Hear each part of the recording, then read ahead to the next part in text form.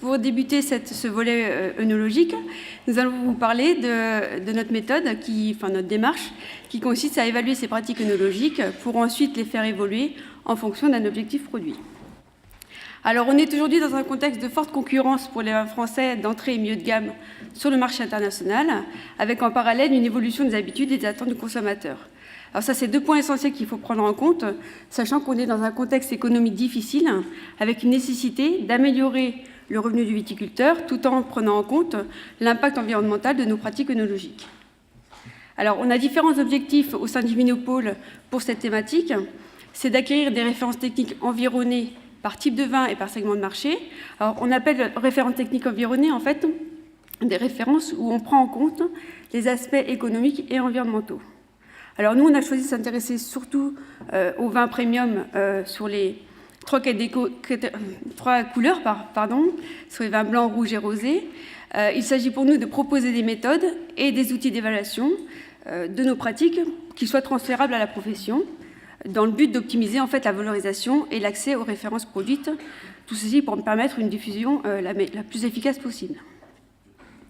Alors, le point essentiel, c'est bien sûr d'améliorer la compétitivité des exploitations viticoles, sachant que tout viticulteur souhaite mieux vendre son vin, que ce soit en termes de produits, en termes de volume ou de prix.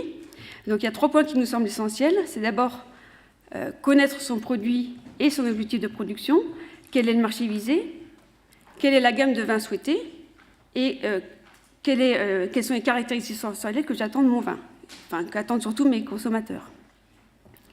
Alors il faut savoir que pour nous, l'essentiel, c'est de savoir évaluer sa façon de travailler pour pouvoir ensuite envisager des modifications opérationnelles au sein des itinéraires. Et il faut aussi savoir évaluer les impacts de ces modifications sur, d'une part, la qualité du produit final, mais aussi le coût de production et l'impact environnemental. Premier point, comment peut-on déterminer son objectif produit ? On souhaite donc répondre à un marché, donc il faut qu'on définisse le profil du vin souhaité, qu'on puisse caractériser le produit qu'on fait sur la propriété de manière précise au niveau notamment des qualités sensorielles. Et ce qui nous a paru important, c'est de pouvoir en fait identifier les concurrents, nos concurrents qu'on cherche en fait, dont on cherche à se rapprocher. Donc on réalise en fait un échantillonnage de vins de référence qui sont considérés comme des réussites commerciales et qui répondent à notre objectif. Ensuite, une fois qu'on aura dégusté ces vins, on a différents groupes de vins qui vont apparaître et on va identifier dans quel groupe on souhaite se positionner. Alors pour que ça soit un peu plus parlant pour vous, je vous ai présenté un exemple là d'une démarche. En fait, quand on a mis en place la démarche, on a souhaité s'intéresser au départ au vin rouge en AOC Bordeaux de type premium, avec un objectif sensoriel à obtenir un vin rouge fruité avec des tanins souples. Alors pour ceci, on a donc sélectionné des références considérées comme réussites commerciales. En fait, on a choisi une gamme de vins premium, c'est-à-dire entre 4 et 7,50 €. On a croisé différentes sources pour savoir dans quels étaient les vins qui ressortaient en haut du classement à chaque fois. Donc on a utilisé pour ceci les 100 Bordeaux abordables du CIVB, à l'étranger mais aussi en France, les résultats de guides Hachette, de différents concours de vins. On a également regardé les statistiques de vente de la maison des vins de Béchac et Caillot pour voir quels étaient les produits qui marchaient le mieux. Alors on a réussi à identifier 18 références qu'on a donc dégustées. On a fait une analyse descriptive et puis un traitement statistique qui nous a permis d'obtenir des groupes de vins. Et on a pu positionner en fait notre objectif produit parmi l'un des groupes qui apparaissait. Donc vous avez ici en fait le résultat de la dégustation qui a été menée, qui est représenté sous forme d'une ACP avec sur l'axe horizontal les caractères épicés et boisés qui ressortaient, et sur l'axe vertical l'astringence, le fruité et l'équilibré. Ça, c'est deux critères qui nous semblaient essentiels. Alors il y a 4 groupes de vins qui sont formés. Un vin isolé là qui était jugé plutôt épicé et boisé et aussi astringent. Un groupe de vins avec 3 produits qui étaient jugés astringents, moyennement épicés et boisés, et un autre groupe de vins où là les vins étaient jugés peu épicés et boisés, moyennement fruités et astringents. Donc en fait, ces 3 groupes de vins, ça ne correspondait pas forcément à un objectif produit. Par contre, il y a un 4e groupe de vins qu'on voit ici, avec 7 vins qui sont jugés épicés et boisés, mais surtout fruités et équilibrés. Et c'est ici, en fait, que se situe notre objectif de production. C'est à ces vins qu'on souhaite ressembler. Donc, on a bien identifié, en fait, les concurrents dont on souhaitait se rapprocher. Alors, on verra plus tard comment on peut utiliser ces références. Donc, une fois qu'on a déterminé notre objectif à atteindre, on va essayer d'apporter des modifications à notre itinéraire usuel pour pouvoir atteindre plus facilement cet objectif. Alors, il y a 3 questions qui nous semblent essentielles, qu'il faut se poser au départ. C'est quelles sont les étapes de mon schéma classique de vinification et d'élevage pour élaborer mon vin. Parmi ces étapes, quelles sont les opérations qui peuvent être modifiées pour mieux atteindre mon objectif. Alors là, on fait appel à nos références expérimentales qu'on a pu obtenir au Vinopôle ou que nos partenaires ont pu obtenir. Et on s'appuie également sur le Conseil de la propriété qui connaît très bien les produits, mais également l'équipement de la propriété. Et ensuite, parmi les techniques qui nous semblent potentiellement modifiables, quelles sont celles que je peux utiliser dans mon chai, parce que j'ai quand même un équipement qui est présent et je n'ai pas forcément envie d'investir. Et puis, il faut aussi s'adapter aux caractéristiques de ma vendange. Alors là, je vais vous présenter, par exemple, un exemple d'optimisation du choix de levure. En fait, ça illustre le point numéro 2. Par exemple, si j'ai un itinéraire de rosé, que je souhaite, en fait, j'ai différentes techniques que je souhaite modifier pour atteindre mon objectif, et parmi celles-ci, je vais optimiser mon choix de levure. Alors, vous avez ici des résultats d'un banc d'essai qui a été mené au Vinopôle sur 2 millésimes. Donc, chaque graphique correspond à un millésime. Et ce qui ressort, c'est qu'il y a une souche A qui, par rapport à ma souche de référence, ressort plus intense au nez, avec plus de gras, plus de sucrosité. Donc, on voit ici très visuellement que la souche A peut apporter, peut en tout cas me permettre d'atteindre plus facilement mon objectif par rapport à ma souche de référence. Et puis, ce qu'on nous donne aussi, c'est qu'un surcoût de 0,36 centimes d'euros par hectolitre, c'est négligeable, donc je peux utiliser cette souche de levure. Alors, une fois que j'ai déterminé mon objectif produit et en fait les différentes techniques que je souhaite modifier dans mon itinéraire, j'ai donc 2 itinéraires que je peux comparer, l'itinéraire usuel et mon itinéraire qu'on va dire optimisé ou bis. Et il va falloir maintenant évaluer ces 2 itinéraires et surtout la qualité des produits qu'on obtient par ces 2 itinéraires. Donc on fait une évaluation technique pour évaluer la qualité du vin obtenu. On établit déjà les différences au niveau analytique, mais également au niveau sensoriel. Alors pour les qualités sensorielles, on fait d'abord des tests triangulaires pour voir si les 2 vins en fait, issus des 2 itinéraires sont différents ou non. Dans quel sens ils sont différents. Donc on fait une analyse descriptive pour voir quels critères ressortent significatifs entre les 2 modalités. Si on s'est rapproché de notre objectif de départ. Et après, on revient au vin de référence dont je vous parlais tout à l'heure. On redéguste en fait les 2 modalités parmi les vins de référence et on voit s'ils se rapprochaient ou non de notre objectif de départ. Alors, ce qui nous semble important aussi, c'est d'évaluer les aspects économiques et environnementaux, puisqu'il faut savoir évaluer si les conséquences en fait, de nos choix techniques sur non seulement le coût de production et sur l'impact environnemental. Donc pour ceci, en fait, on a pris en compte différents facteurs qui ont tous plus ou moins un impact au niveau économique et environnemental. Il s'agit de la main-d'œuvre, de l'utilisation de l'eau, de l'énergie, le matériel, les intrants œnologiques, les prestations de services qui peuvent être des prestations analytiques ou aussi des prestations en filtration ou en appareil qu'on n'a pas, un équipement qu'on n'a pas sur propriété, et les rejets liquides et solides qui correspondent plutôt à l'évaluation environnementale. Donc là, je vous ai un peu exposé la démarche qu'on a mise en œuvre au Vinopôle, et Jean-Christophe Crachko va vous présenter, lui, les résultats qu'on a pu obtenir et qui illustrent cette démarche. Alors, je vais vous présenter 2 exemples d'application de cette méthodologie. Donc tout d'abord, ces exemples ont été testés en propriété. Vous avez bien compris que l'idée, c'est d'avoir une méthode qui soit applicable, pratique, pour faire évoluer les vins dans le sens de l'attente des consommateurs du marché ciblé. Et pour chaque marché, les attentes des consommateurs peuvent être différentes. Donc là, nous sommes sur un domaine d'une centaine d'hectares en appellation Bordeaux Sup. L'objectif produit correspond à l'exemple aussi qu'avait montré Charlotte, c'est d'obtenir un vin rouge fruité avec des tanins souples et si possible à moindre coût. Donc il y a un double objectif à la fois technique et économique. Donc ici, l'exemple de l'itinéraire. Donc la modalité château, c'est l'itinéraire classique employé dans la propriété. On a travaillé évidemment sur la même vendange, récolté un rang sur 2 et réparti dans chacune des cuves. Et on a un itinéraire bis, où on a essayé de faire modifier certains éléments à partir des références que nous avions obtenues sur nos expérimentations pour atteindre ces objectifs. Donc en l'occurrence, plus de fruits, plus de souplesse et moins de dureté finale. Donc les éléments indiqués en jaune représentent les différences entre les deux itinéraires. Alors tout d'abord, dans les opérations préfermentaires, le château avait l'habitude de faire une macération préfermentaire à froid. Dans les expérimentations réalisées principalement à l'IFV, mais également on avait une petite expérience à la chambre aussi là-dessus, on n'avait pas vu, en faisant des expérimentations, de différences très flagrantes. Il y avait possibilité ici de faire aussi des économies, notamment au niveau du froid. Ensuite, au niveau de l'enzymage, on a juste changé de produit uniquement sur des critères économiques, sur un produit un petit peu moins cher. Au niveau du levurage également, on est parti sur, dans l'itinéraire bis, une souche parmi les moins coûteuses, la 522 Davis, la dose d'ensemencement uniquement de 10 grammes hecto.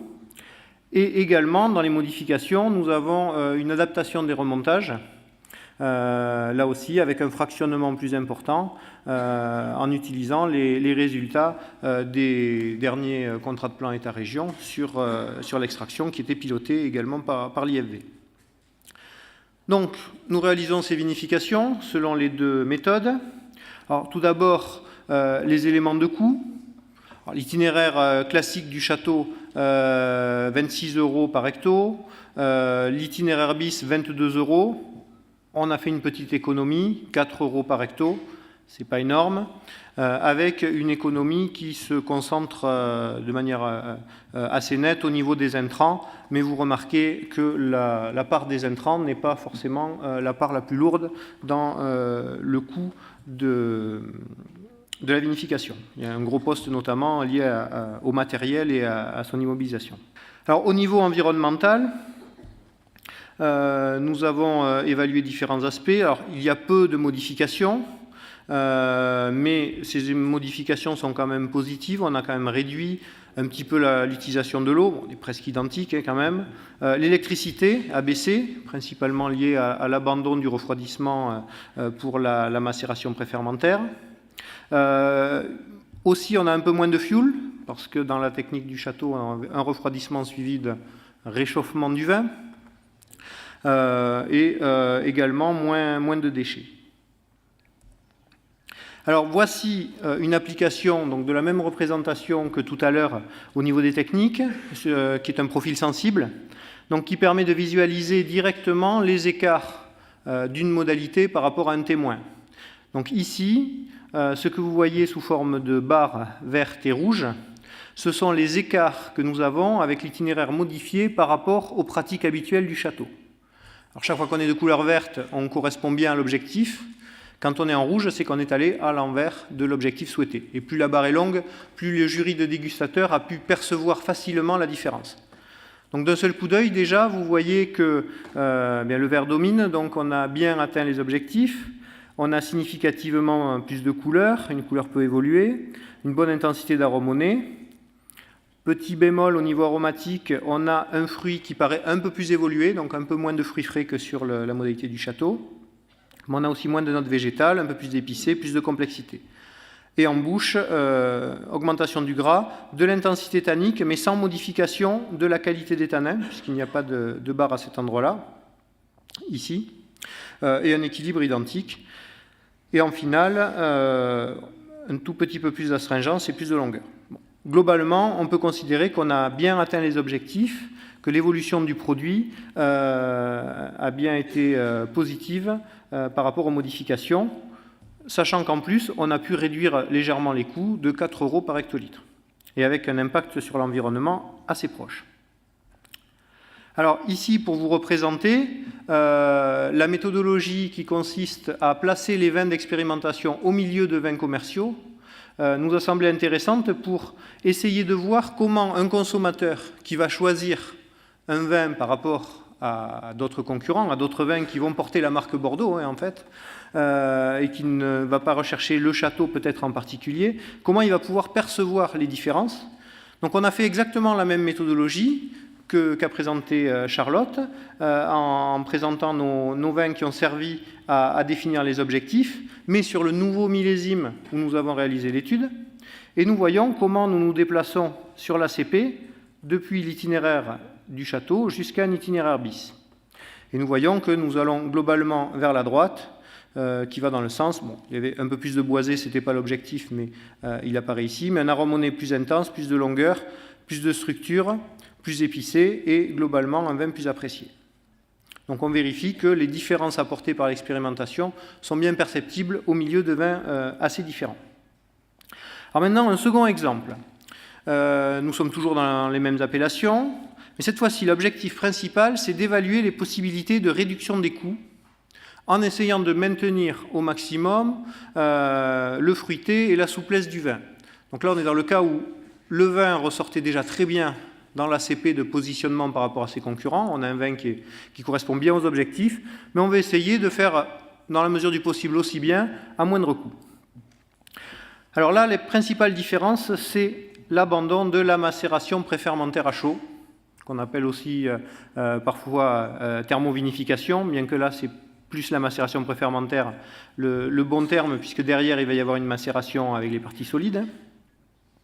Donc, principale différence, petite différence liée à l'enzymage et l'utilisation de tanins, pour s'adapter aussi à l'abandon de la macération préfermentaire à chaud. Utilisation de tanins également pour stabiliser au mieux la couleur, la renforcer et assouplir avec le tannin éthylé. Et adaptation des remontages avec une accentuation forte de l'intensité des remontages qui augmente, leur nombre augmente de manière importante pour compenser l'extraction qui n'a pas été réalisée dans l'itinéraire bis puisqu'on a abandonné la macération préfermentaire à chaud. Alors voici le résultat au niveau du profil sensible. Donc on voit que cette fois-ci, on s'est éloigné de l'objectif puisque le rouge domine largement. Principalement avec une couleur un petit peu plus évoluée, un petit peu plus d'évolution du fruit. Certains dégustateurs ont trouvé quelques petites notes animales, mais de manière légère. Le vin n'a pas été trouvé phénolé quand même au final et à l'analyse. Une acidité un petit peu plus forte, un peu moins de gras, un peu moins de qualité tanin, un peu moins d'équilibre. Donc, on s'est éloigné de l'objectif. Bon. Mais on a fait une économie, cette fois-ci, de 13 € par hecto. Donc là, c'est loin d'être négligeable. On a également un moindre impact environnemental. Je ne vous ai pas remis tous les tableaux, mais on comprend bien qu'en ne faisant pas la thermo, on ne consomme plus le fuel nécessaire et on n'a pas non plus besoin d'électricité pour refroidir après le vin qui a été réchauffé. Par contre, on a utilisé un peu plus d'intrants. Alors voici représenté sur l'ACP. Donc nous voyons bien qu'au départ, la modalité château est vraiment bien décalé vers la droite. On a toujours à peu près nos descripteurs qualitatifs qui sont vers la droite. Et que le fait de passer à l'itinéraire bis, bien qu'on se soit éloigné de nos objectifs, eh bien, on est quand même globalement dans le peloton de tête. On ne s'est pas énormément éloigné. Alors la question se pose, et c'est aux viticulteurs d'y répondre, est-ce que l'écart qualitatif justifie ces 13 € de coût à l'hecto? C'est à chacun de voir les choix et la priorité qu'il veut prendre. Mais dans l'exemple présenté, on peut raisonnablement se dire que ça peut être un choix possible, en tout cas, de choisir de s'éloigner un petit peu de l'objectif pour réduire le coût. Donc pour l'application sur le terrain de cette méthode, l'idée c'est de trouver des solutions sur mesure. Ce n'est pas de présenter des recettes. C'est de voir, d'une part, quelles sont les possibilités de production que me permet mon vignoble. Je vous ai présenté certains exemples dans nos expérimentations que nous avons menées sur plusieurs années. Dans certains cas, la matière première ne permettait pas, en adaptant l'itinéraire, de s'adapter à n'importe quel objectif. Donc déjà, il faut avoir un raisin, c'est une évidence, mais qui permette d'atteindre l'objectif. Ensuite, eh bien, il faut se poser la question du profil de vin qui correspond le mieux au marché ciblé. On veut tous faire le meilleur vin possible, mais derrière ce mot de meilleur, suivant le marché, à l'export ou pour cibler certains circuits ou certaines clientèles, également par rapport au prix, les attentes ne seront pas les mêmes. Donc l'idée, c'est de traduire cette notion de meilleur vin en critères organoleptiques, fruités, végétal, etc. Donc après, quelles sont les possibilités d'adaptation une fois qu'on a ciblé des techniques qui ont donné de bons résultats en expérimentation? Est-ce que je peux les appliquer dans mon chai et est-ce que j'ai les moyens financiers et est-ce que mon prix de vente me permet d'absorber un coût de production éventuellement supérieur? Et une fois que ces modifications sont faites, eh bien, on va repositionner à nouveau le vin parmi les concurrents sur le nouveau millésime, de manière à voir comment on s'est déplacé dans le nuage de points, parce que, comme vous le savez, en plus, nous sommes à Bordeaux, et l'effet millésime est particulièrement important. Donc, pour conclure, on a pu mettre au point une méthodologie d'évaluation sensorielle qui est innovante, dans le sens où elle intègre la notion d'objectif produit, et qu'en plus elle fait référence à des réussites commerciales, ce qui nous permet en fait d'identifier nos concurrents sur un marché ciblé. On a aujourd'hui la capacité d'évaluer l'impact économique et environnemental d'une ou de plusieurs modifications d'itinéraire, en complément de l'évaluation technique qu'on faisait auparavant. Et ce qui nous a permis d'acquérir des références environnées sur un ensemble de techniques. Bon, c'est des références qui restent encore en cours d'acquisition et qu'il faut compléter. Et l'objectif pour nous, c'est désormais de pouvoir diffuser largement ces références. Donc on a choisi de créer un outil d'aide à décision qui va permettre à court terme un accès facile et rapide à l'ensemble de nos références environnées. Et à plus long terme, ce qu'on souhaite, c'est que cet outil puisse vous proposer les opérations techniques expérimentées, c'est-à-dire validées au Vinopole ou par nos partenaires, pour atteindre un objectif produit que vous serez déterminé. Et il devrait aussi pouvoir vous proposer de construire votre propre itinéraire optimisé et de le comparer à votre itinéraire usuel, notamment en ce qui concerne les impacts économiques et environnementaux. Alors l'idée après, ça sera d'intégrer la partie viticole et d'avoir après des itinéraires globaux qui partiront du pied de vigne au verre. Voilà. Nous vous remercions pour votre attention et nous remercions nos partenaires techniques et financiers.